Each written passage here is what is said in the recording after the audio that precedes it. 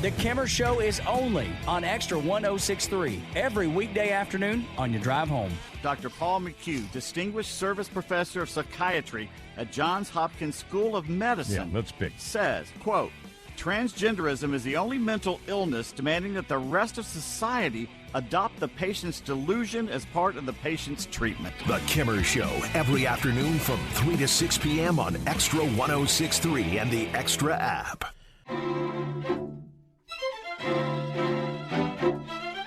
Welcome to the Janelle King Show. I am Janelle King, and this is Extra 106.3, and this is where we discuss kitchen table topics that are typically banned for family gatherings, but are absolutely necessary in order to have a strong republic. And today's table topic is the breakdown of the Black family and why it matters to all of us. So if you're listening and you're not a part of the Black community, do not change that dial, because this conversation is one that we all should hear. Considering the fact that in the 60s, 25% of Black babies were born to single Black women. 25%. Fast forward to today, and we're at a staggering 70%. We have to talk about this. We've got to talk about it. And there is a way that all of this impacts all of us, that it impacts the entire American nation when you have a community of people who are drifting into a certain direction. Now, I do feel like we're drifting back. However, that is why this conversation is very, very necessary. And we're going to have that conversation with Ms. Catherine Davis, who is the founder of the Restoration Project. She's a friend to the show, so we'll definitely hear that. But first, I want to hit a few hot topics of just, a little bit, just to see where you are and just kind of let you know what's going on, the things that I've been tracking, what I've been watching. Let's start with this. President-elect Donald Trump announced the creation of the External Revenue Service to collect tariffs and revenue from foreign sources. Trump stated that the new service will begin on January 20th of 2025, emphasizing that foreign entities making money from trade will finally pay their fair share. Trump's announcement aligns with his campaign promise for an America First trade policy, which includes imposing tariffs on imports. Love this, love this, love this. I'm hoping that the introduction of the ERS means that the IRS will be leaving. So maybe the taxes on us are going to reduce a little bit because we're taxing others. Moving on. Biden gave his farewell speech. He gave his farewell speech on the evening of January 15th. Personally, I tuned out because it got a little crazy, especially when he began to warn us of the oligarchy of wealth and power, threatening democracy in his farewell speech, citing concerns over a concentration of power among the ultra wealthy. He called for a constitutional amendment to end immunity for sitting presidents after the Supreme Court granted Trump protections for criminal liability, and after President Biden pardoned his son. Okay. All right. So it turns out, because it is hard to hear someone who allegedly robbed our country, which was the Bidens, for decades, now all of a sudden you're instructing all of us on what we need to do to be right politically and to do the right thing. Okay. Moving on. As you know, the wildfires have been burning out of control in and around the Los Angeles area, prompting tens of thousands of people to have to flee their homes. And our hearts and prayers are definitely out with them, as well as those who are rebuilding and still rebuilding in Asheville, North Carolina.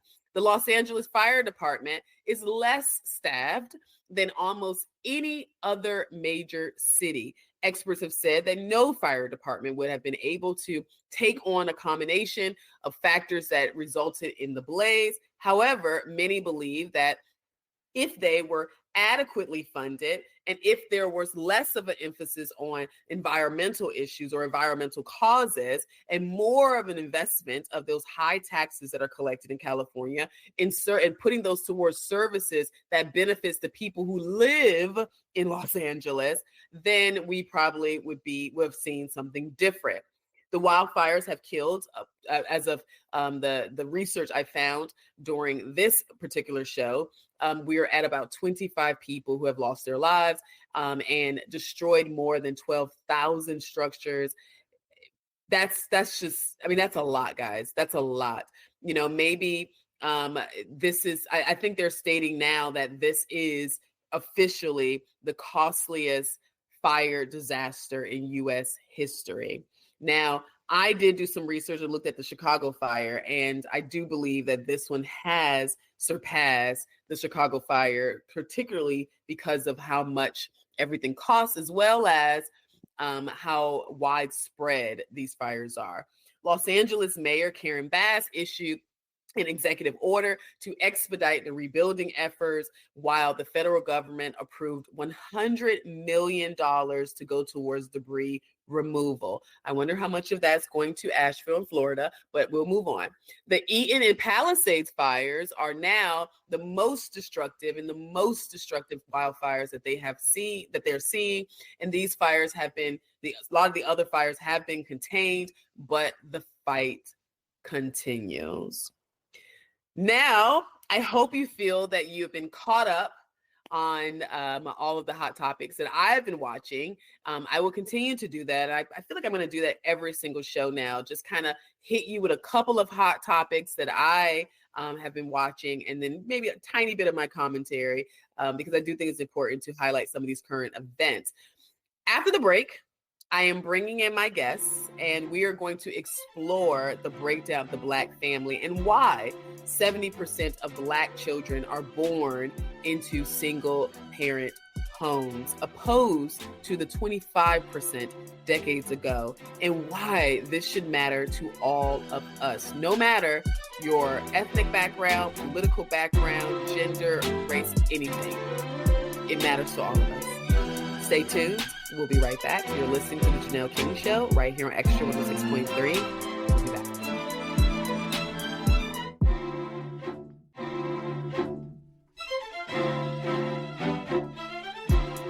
Welcome back to the Janelle King Show. We're coming back from a break, and this is Extra 106.3, and this is where we discuss kitchen table topics that are typically banned from family gatherings, but are absolutely necessary in order to have a strong republic. And this kitchen table topic is the breakdown of the Black family and why it matters to all of us. And I've actually been waiting on talking about this topic because it's something that we've talked about periodically. And if you are particularly a Black conservative, we talk about this all the time because we see this as a major, major issue. So we're exploring the historical evolution of the Black family in America because it has certainly gone through an evolution. And this topic is literally a effect of long-term decisions. So when we're talking about the breakdown of the Black family, we know it's an effect of long-term decisions. And the structure of the Black family has been significantly influenced by various historical factors. Some say it's because of slavery, others say it's because of cultural priorities, and then some people debate other issues. Either way, we know that there is a historical reference point when it comes to the breakdown of the Black family. During the era of slavery, we did see family units being destroyed and being separated. We did see parents that were sold separately, and this did lead to some challenges. However, there was a time where society did rebuild. We did reconvene. We really did reconstruct, so to speak, during the Reconstruction era and the Gilded Age and the Progressive eras. We saw notable individuals such as Madam C.J. Walker and Matthew Henson and other people who are extremely wealthy Black people that rebuilt, created stability, had strong families, and were able to utilize the unit in order to continue to progress. And this was all after slavery. So it always creates this conversation around what really is the cause of the breakdown. Well, today we're bringing back a friend to our show, Catherine Davis, Miss Catherine Davis, who is the founder and the president of the Restoration Project. She graduated magna cum laude at Tufts University. She is a former candidate, a congressional candidate, as well as a former gubernatorial candidate.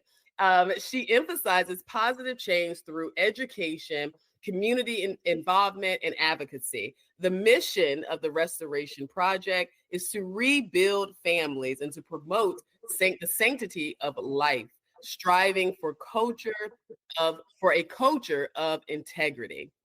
Ms. Catherine's work has been featured in major media outlets such as the New York Times, CNN, NPR.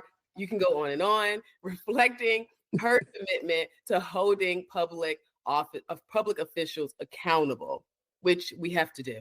Welcome back to the show, Ms. Catherine Davis. Thank you for having me. I'm so happy to be here. Well, I'm certainly happy to have you. I'm so excited to have this conversation with you. And I want to start by saying last time we talked about abortion, that was our kitchen table topic. And you did such a great job. And I'm still hearing comments about that actual interview. And so if you haven't seen that one, please go back and watch that one. But today we're discussing the breakdown of the Black family. So the first question I have is, why should all of us be concerned about this topic? You know, I'm going to frame this differently. Okay. I tell you guys, my brain is a strange place to be, so I'm inviting you in. This is why I love it. Let's go. But I have a pastor, and he used to always say, if the white community sneezed, the Black community got the cold, right? Mm-hmm. So when you look at the Black family dynamic, it is a picture for every culture of what happens when political influences are allowed to enter in and have their way, so to speak. Our families have been targeted specifically by our government, by various organizations, by political opponents. Our families have been targeted, and we don't know we were targeted. And so there has been an effort over the years to separate, to divide, to destroy the Black family. And when you see it, the results are typically detrimental to the culture, not just to that family, but the entire culture. Right. Years ago, I read this article about these elephants. And I forget which nation, African nation, and they had too many elephants in one place, so they decided to divide the elephants. So they took most of the male elephants and took them to another compound. And suddenly in the former compound, they started having all of these deaths of endangered animals, the white rhinoceros and all these animals, that finding them dead. So they thought it was poachers coming in. So they put cameras up to try to catch the poachers. But what they saw was the young elephant, male elephants, were running rampant. And they were the ones who were doing the killing in the community. So they knew that they needed to bring those male daddy elephants back. And so they had to figure out a way to get them back into the compound. And when they did, the rampant destruction stopped because the dads were there to teach the young bull elephants, no, this is not behavior. That same principle is the principle today. The government sent in the 60s 100,000 social workers into the Black community to deal with the two prouds. The two prouds were Black dads who said, we don't need government cheese. We don't need government assistance. We can take care of our families. And those social workers swept in to get those dads to conform to what they were promoting at that time. So back then, about 75% of our families were two-parent headed families. Today, 72% of our families are female headed because the dads are not there. And the destruction is evident everywhere we look. Our young boys and girls, men and women, don't know how to appropriately comport themselves because they weren't raised in that kind of environment. Yeah, and you do need both of your parents. So I want to talk Yes. about that data point. So let's go back to where we were. Okay. When would you say the Black family was the most intact? Prior to, I think it was 1962. Wow. So during the civil rights movement and that time frame, We, we were yes, strong as a family, as family. yes, yes. We had two parents Mm-hmm. in the home, um, teaching and managing family business. Mm-hmm. So it wasn't just mom, it was mom and dad. And that was the paradigm, not Right. the just mom. I love that. I like when you said teaching family business because Yes. it's funny now that, I have my stepson and he's older and like my Kelvin and I understand what family business is now, right? Like what those Yeah. conversations are and how Yeah. to function and how to move out here and things of that nature. Yeah. But so back then, what do you think was, I know we talk about, welfare came in and it pulled the father out of the home. Would you say that that was the breakdown? That's the one we hear all the time, but what would you say started the breakdown back then? No, it was more than just the welfare dynamic. Mm-hmm. Because with the dads in the home, they had jobs. And mom may have had job, but mom and dad had a family dynamic of we're going to do this together. So it was more than just the introduction of welfare into the community. And I mean, that proves out even today. If you look at our family dynamic today, most of us are not in poverty. Right. We don't need the government cheese. Right. Most of us are not poor, but if you look at how we are cast in the culture, it is always that Black folk are poor, one Yep. feet short of being, Mm-hmm. destitute. Yep. And we never show the side of the family where we are managing well. Yeah. We may not be ultra rich like the Oprahs and the ball players and all of that, but we are not at the bottom of the economic. Yeah. And we didn't try. Section. We didn't Right. try to be that either. Right. Like when I look back, and it's so funny, I'm watching this series on the Gilded Age. And what I love about it is that when it talks about the Black success at that time, a lot of it was around being a pharmacist or owning the pharmacist. The pharmacy. They were doctors, lawyers. They were doing stuff in the community. And those are things that we're not pushing our kids towards today. Correct. We're not doing what our ancestors did. Right. You look at the culture. I just read an article not too long ago about I think it was called Seneca Village, and it was in the middle of Central Park, founded by a Black man. Very successful community, very successful integrated community, actually. And New York decided they wanted Central Park to be the park. So they, by eminent domain, took these people's properties from them. But in that village, they had doctors, they had lawyers, they had educators, they had whatever they needed, mechanics, hairstylists, everything they needed to make their community thrive. It was the same thing in Tulsa, Oklahoma.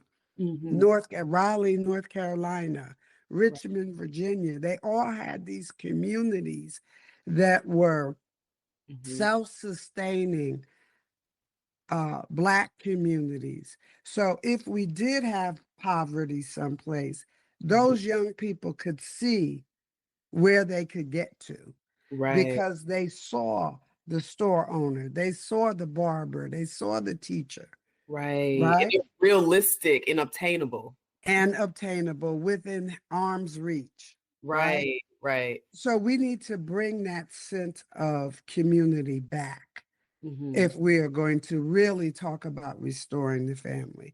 We have to really take a hard stop and look at what is destroying the Black community today. As you said before, we talked about the abortion industry, but there's so much more fallout from that industry that has impacted our families, impacted our children, impacted the regard we have for one another, because we no longer look out for one another. Yeah. We're all divided. Trust. We're everywhere but together. Right. So let me ask you this. So let's talk about this impact of slavery on the Black family. How do you feel slavery is impacting the Black family, even from the 60s up until today? Because it was different back then, but you're getting me in trouble now. Because I don't buy the narrative that slavery is the cause of all of the social ills impacting our community. And yes, slavery was horrible. Any slavery, whether we're talking about in the United States or any other nation, anytime you can hold someone captive, right, without freedom to go and do and be, that's a horrible thing. But when slavery ended, look at what happened during the Reconstruction period. You had fathers who walked hundreds of miles to find their family, their wife and their children. If they were separated during slavery, they went and found. Yes. You have articles that you can see where they were advertising in Black newspapers. I am looking for, and they would put the information in the newspaper to find their family. So there was a reconnecting of the family. What in my mind was more insidious than slavery ever was the Jim Crow era.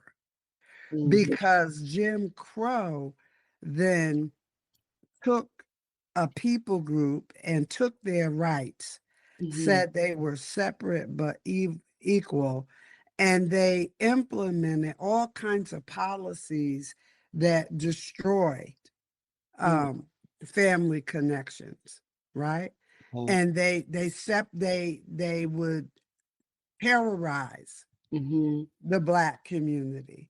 But even in the face of Jim Crow, we still held together as one. We still were fruitful and multiplying and replenishing our community and growing stronger and stronger and stronger, because we now had a measure of political power, because there were so many of us. So it's kind of like what Pharaoh did when the Jews multiplied, right? He was like, oh no, we got to do something to stop them from multiplying, because they're going to overtake us. And so Pharaoh began to whip them and do all kinds of horrible things. Well, it was the same principle in the United States with Jim Crow and all of the policies that prevented us from living normal human lives, right? We couldn't go to the bathroom. We couldn't drink from the water fountain. Right. You know, we couldn't eat in the restaurant. All of these things to denigrate us as a people. But even that didn't destroy us. It didn't take hold the way they were hoping. And so that brings us right back to the narrative of aborting our children, turning the hearts of the mothers against their children. They vested the right to terminate a child in the mother, which automatically pitted her against the father. Right. Because they told him, you don't have a say. You can't tell me what to do. Right? So that wedge of division began this great decline that we see today.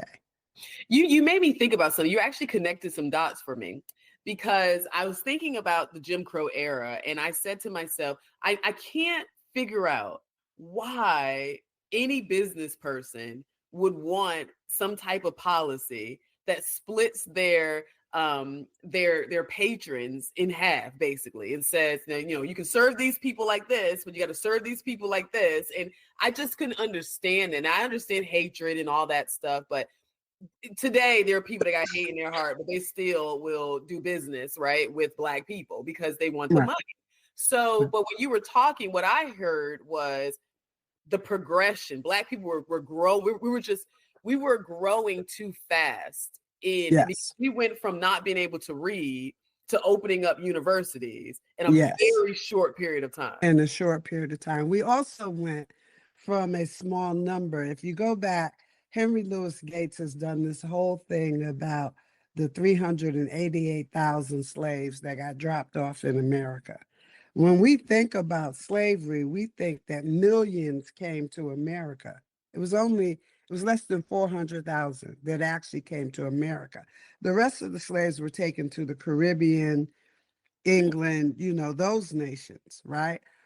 But by the end of slavery, from 388,000, we were 4 million strong. Right. Okay.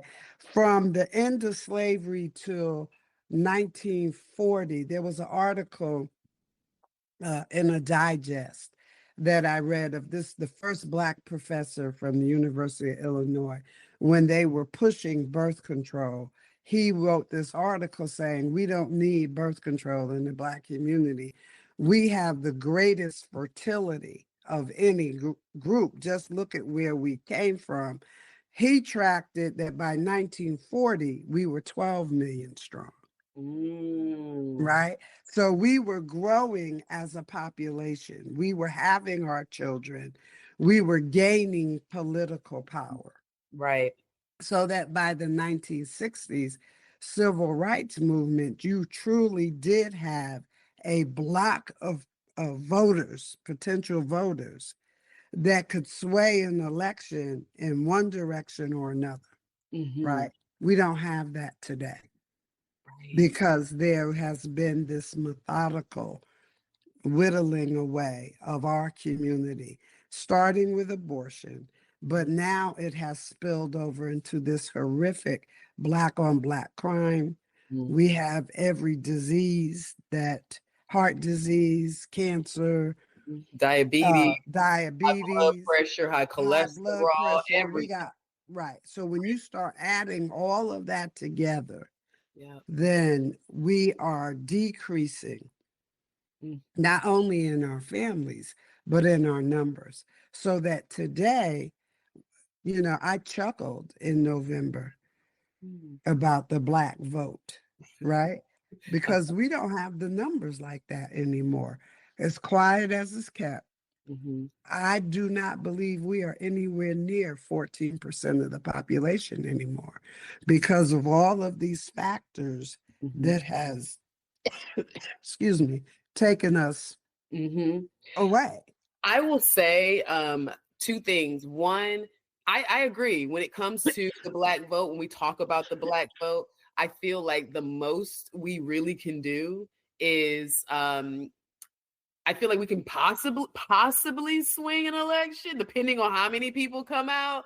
But to your point, when I hear that the 13 and 14%, I've been hearing that my entire life.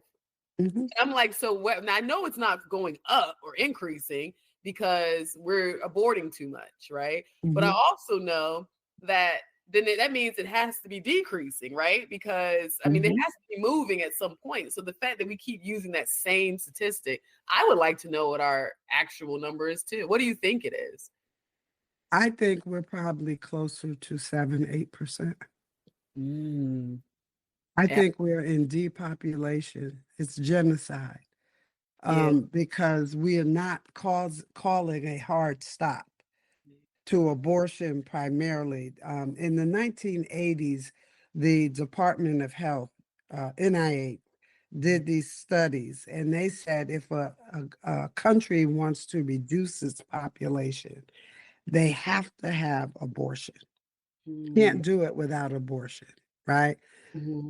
Today, the number one thing still being pushed in the Black community is abortion as a right.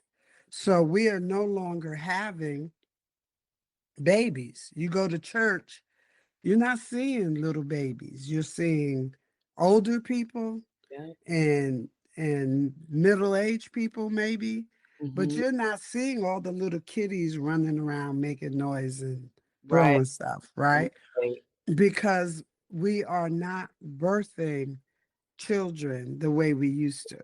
Our average family size used to be like 7 or 8. Back in the 30s and the 20s, it was more like 13, 14, because we valued our children as the blessings that God said they were. So having large families was a norm. Mm. Today, we are at 1.4 children for every woman of childbearing age. That is not reproduction. That is not growth. No, not at all. Not at all. And you know, an unspoken thing that I also believe happened is I personally believe that when IVF came on the scene, something happened in order to cause so many women to have to use it. The number of women my age, I would say between 30 and 40, who are being told that they have no other option but IVF, it's startling to me. It is startling. So something did happen. It Okay. was called birth control. Right. So many young women have been even put on birth control and told that it's going to help clear up your skin or has all these benefits, which is a lie. Yeah. Birth control has interrupted the natural reproductive system. What it does is it shuts down your reproductive system so Mhm, that you don't get pregnant.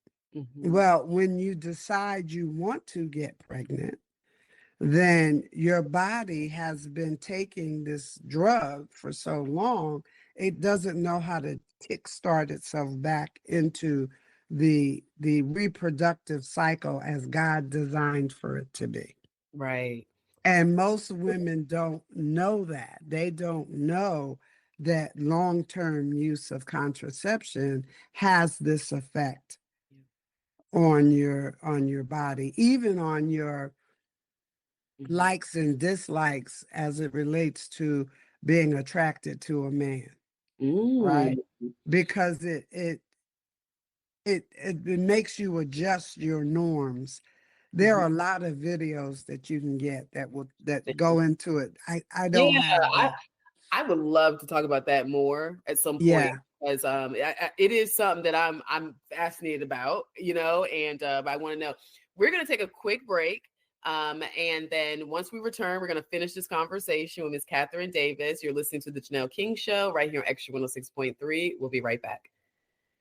Welcome back to the Janelle King Show right here on Extra 106.3. And today you are listening to a conversation with Ms. Catherine Davis. Her bio is in the description, so don't worry about that. And if you missed the first half of the show, you've already heard how you can hear it and watch it later.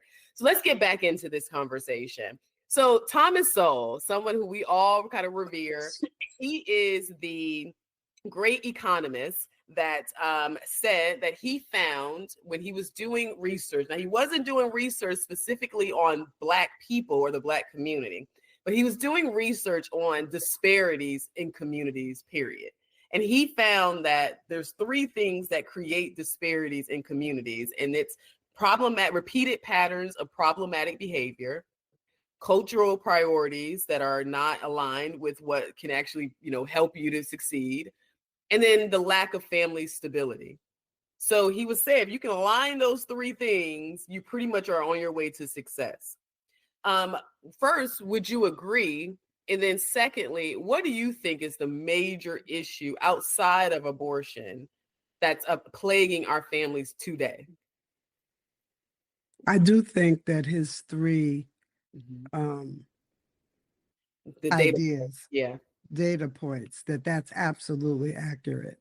Mhm. And because the slow fade into where we family dynamic today, it wasn't like people were sitting home and saying, how am I going to destroy my family or not take care of my family or, whatever. it was this slow fade with the politics and the culture. As the culture became more and more liberal and moved away from biblical principles, you began to see the fruit of that. Yeah. So now you didn't have children going to church and learning the 10 Commandments. They can't go to school and read their Bibles or pray. Some of the cultural dynamics that held the family together have been slowly erased over time. And today it's an outright assault against Christianity. It's you can't be Christian and live peacefully in the culture because you want to tell me what to do. That's the slow progression. And that is what I think has hurt the family the most, is we removed the ancient boundaries, so to speak, that kept our families together, that kept us working in unity as opposed to divisiveness. So now everything you hear is about dividing. You know, everybody's racist. Black racist, white racist, pink racist, everybody's a racist, right? There's no conversation about us coming together. And if we dare to mention Jesus Christ in the culture, it's a slam dunk. You know, we get body slammed up one side and down the other because they don't want those principles. Now, who is the they? I don't know. The powers that be, the political forces that introduce these ideas in the culture. Right, like those who benefit from the chaos, right? From the chaos, from the disruption. Right. And it's interesting because, to your point, you know, I can sit down and have a conversation, particularly with a Black woman, about, we can talk about her stones, and we can talk about, you know, Orisha and Yoruba and all this stuff that Beyonce's doing. We can talk about all these things, but when you say, no, you know what, I'm turning away from all of that. I don't want any of that. I just want Jesus. It's a problem. It's like, a problem. So what about when you know, you didn't say that when you were wearing that stone or when you were reading the horoscopes, you know what I mean? But when you reject all of that and want only Jesus, it's a problem. So that is something that you have to explore. So where do you stand on systematic racism or barriers, systemic racism or systemic barriers? Do you think they exist? I think we do have systemic racism in America, and we need look no further than Planned Parenthood, who told us that they are systemically racist, white supremacist organization that has harmed Black women. Their words, not mine. Wow. But what we call racism today is not racism. Right. You know, it's not. First of all, as my friend Alveda King says all the time, there's only one race, the human race, and that's the absolute truth. But the things that we feel are discriminatory today are not the racism that Black people experienced back when John Lewis got clocked on the head on the Pettus Bridge, right? It was very open. You could not go into that restaurant. You could not drink from that water fountain. You could not use that bathroom. One of the most evil things I've ever seen in my life, which is why I do not go down there to this day, is in the Martin Luther King Museum thing down there. And you're walking in the steps of the civil rights people, right? Leaders. And there is a sign that says niggas eat in the rear. And it was in the rear of an outhouse. Oh, how evil are you to tell people that they have to go where you put your bodily waste behind there to eat their food, right? Something about that sign just did something on the inside of me. That was racism. That was, you cannot go in there because of the color of your skin. We are not going to let you go to the same schools. We are not going to let you eat. We're not going to let you sleep in our facilities. That was racism. This today that we say is racist, just because a white person says something, oh, you're a racist. Well, they're stupid. They said something stupid, okay. But they're not controlling your movement, right. Not at all. your life at all. And are you going to let them control your movement? Now, but we don't have that kind of systemic racism visible in the culture today, other than Planned Parenthood's targeting of Black women and their children under the Negro Project. And that is as black and white systemic racism as you can point to in this nation, and they are still allowed to do it in the names of reproductive rights. Well, no, but they told us, you know, the devil can't hide who he is. He has to tell on himself. And they told us in 2020, they're white supremacists, they're systemically racist, and they have harmed Black women in particular. This is the Janelle King Show right here on Extra 106.3, where we discuss kitchen table topics that are typically banned from family gatherings, but are absolutely necessary in order to have a strong republic. And if you're joining us for the first time, don't worry. You can catch an encore episode tomorrow at 9 a.m. right here on Extra 106.3. And remember, our podcast drops every Tuesday wherever you get your podcast. And if you're feeling eager, you can watch the video podcast right now on YouTube. Just remember to subscribe to our YouTube and Rumble pages, and your likes, comments, and shares are always welcomed. Now grab a seat and let's get back to the table.